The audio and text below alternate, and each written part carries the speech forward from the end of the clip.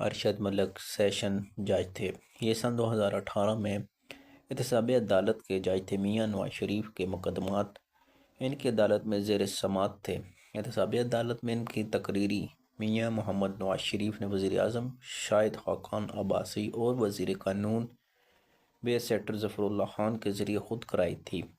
اس کی وجہ ان کے ایک بزنس مین دوست تھے۔ یہ دوست جج ارشد ملک کے ذاتی دوست تھے۔ میاں صاحب کو ایک ایسا جج چاہیے تھا جو جنرل فیض حمید کے دباؤ میں نہ آئے اور اس کے ساتھ انصاف کر سکے۔ اس کے دوست نے جج ارشد ملک کا نام دیا اور ساتھی نے یقین دلایا یہ مر جائے گا لیکن بے وفائی نہیں کرے گا۔ یوں ارشد ملک اس احتساب عدالت نمبر 2 کے جج تعینات ہو گئے جس میں میاں صاحب کے مقدمات چل رہے تھے۔ جج صاحب کا من پسند دوست کے ذریعے میاں نواز شریف سے رابطے میں تھے۔ یہ ان کے وکلاء کی مدد بھی کرتے رہے۔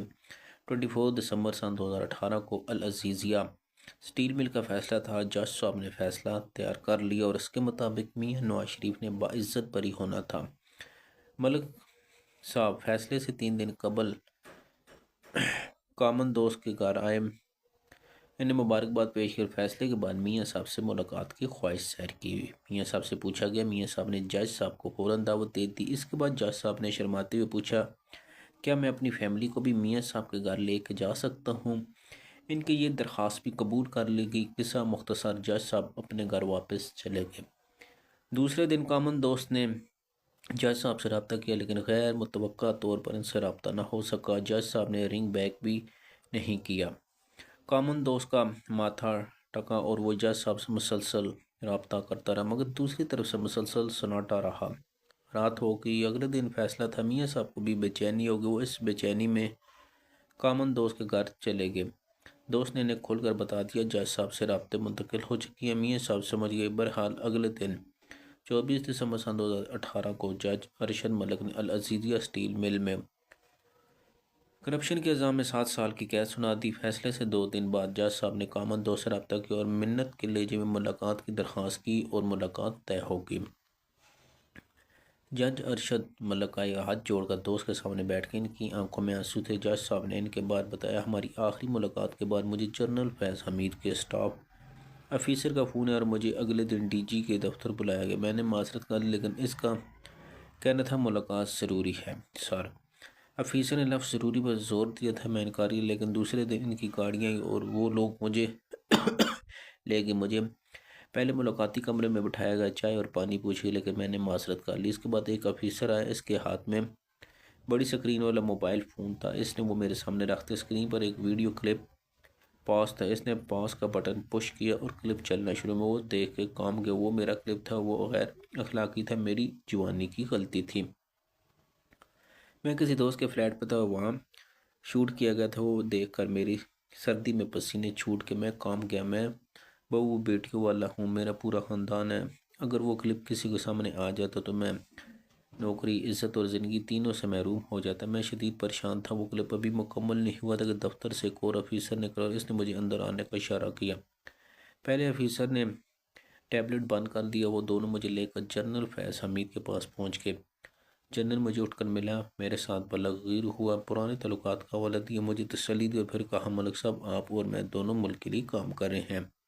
شریفوں نے ملک کو کھوکھلا کر دیا۔ یہ جہاد کا وقت ہے، آپ ہمارا ساتھ دیں تاکہ ہم یہ گند صاف کر سکیں۔ آپ نے بس ہمارے ساتھ کوآپریٹ کرنا ہے۔ میں خاموشی کے ساتھ جنرل فیض حمید کو دیکھتا رہا۔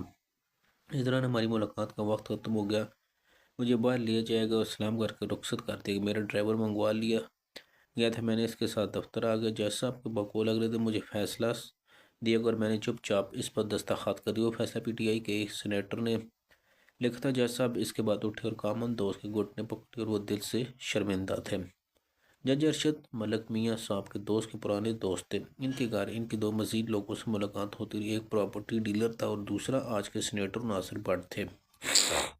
جج صاحب احساس گناہ کے شکار تھے۔ وہ شریف فیملی سے معافی مانگنا چاہتے تھے۔ انہوں نے کامن فرینڈ سے 2-3 مرتبہ درخواست کی لیکن انہوں نے معذرت کر لی۔ جج نے اس کے بعد پراپرٹی ڈیلر اور ناصر بٹ سے رابطہ کیا اور شریف فیملی سے ملاقات کی خواہش ظاہر کی۔ ناصر بٹ نے اس کی ملاقات سعودی عرب میں حسین نواز سے طے کرا دی۔ جج صاحب وہاں گئے۔ مسجد نبوی میں ان کی حسین نواز سے ملاقات ہوئی۔ انہوں نے وہاں سے معافی مانگی۔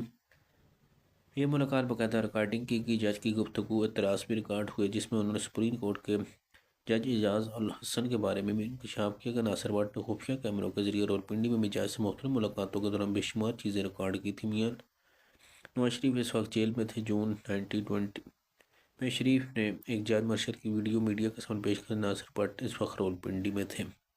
میاں صاحب نے جیل میں ملاقات کے لیے بلایا یہ کہ لیکن ان کی ملاقات نہ ہو سکی۔ میاں صاحب اس کے بعد انہیں اپنے قریبی دوست کے ذریعے پیغام دیا، آپ فوراً لندن چلے جائیں۔ ناصر بٹ نے انکار کر لیا، پھر انہیں سختی سے کہا کہ آپ فوراً لندن جائیں اور وہاں پہنچ کر مریم نواز کو فون کیا۔ ناصر بٹ نے فلائٹ لی اور لندن چلے گئے، وہاں سے مریم نواز کو فون کیا۔ اس کے بعد 6 جولائی سن 2019 کو مریم نواز نے لاہور میں پریس کانفرنس کی اور جج ارشد ملک کی ویڈیو چلائی۔